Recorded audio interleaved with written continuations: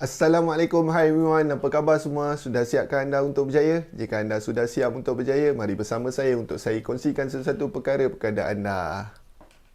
Mengejar kejayaan sampai puncak.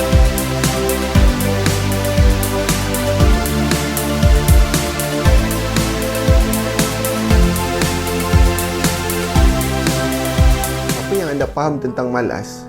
Malas ialah enggan dalam melakukan sesuatu. Kerana apa malas ini terjadi? Antaranya ialah kerana kurang motivasi dalam diri dan kurang keyakinan pada dalam diri.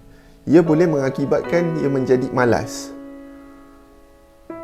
Untuk mengatasi perkara-perkara malas ini, perlu ada seseorang itu melawan dengan sifat malas itu.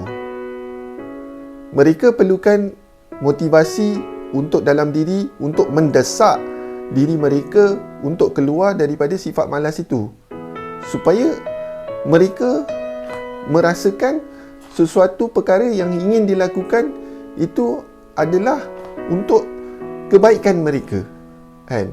Kerana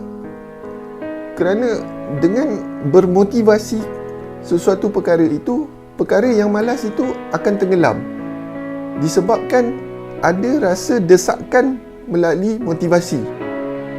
Disebabkan itu, golongan orang yang malas ini perlukan motivasi diri supaya mereka dapat mendesak diri mereka supaya untuk tidak malas untuk membuat sesuatu. Dan orang-orang malas ini juga adalah disebabkan rasa kehilangan keyakinan dalam sesuatu perkara untuk mereka lakukan. Kerana dengan kehilangan keyakinan dalam diri membuatkan mereka terus malas dan tidak berbuat apa-apa.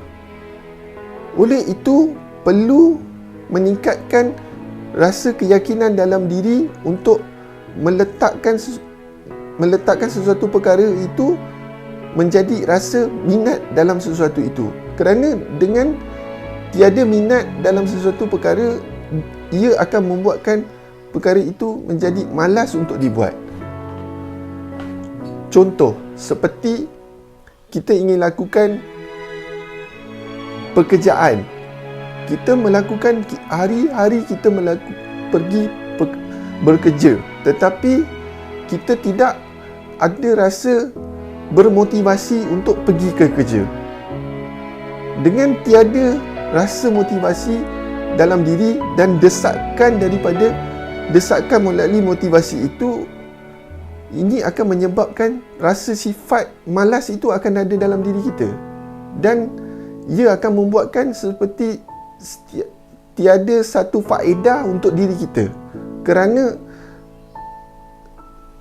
set dalam fikiran kita telah disetkan sesuatu perkara malas itu akan terjadi disebabkan kerana motivasi dalam diri kita tiada untuk melakukan perkara itu.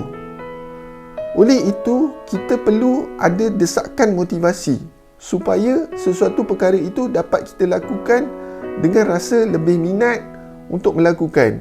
Dengan itu, sifat malas itu akan terhindar dalam diri kita.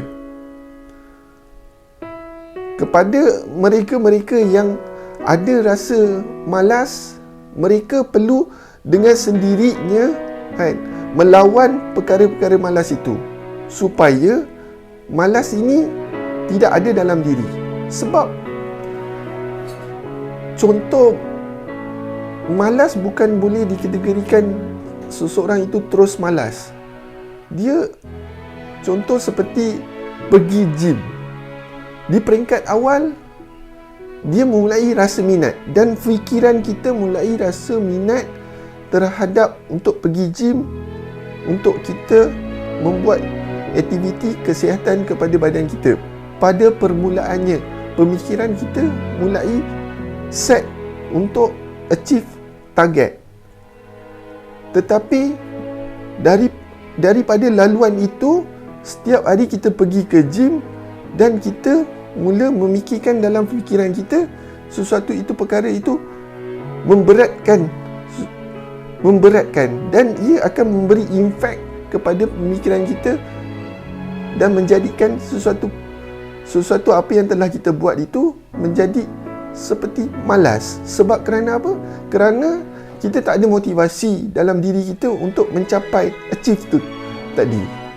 Oleh itu, kepada mereka-mereka yang malas, mesti ada motivasi dalam diri untuk melakukan sesuatu perkara supaya mereka dapat menghindarkan sifat malas dalam diri mereka dan menambah keyakinan dalam sesuatu perkara yang ingin mereka lakukan.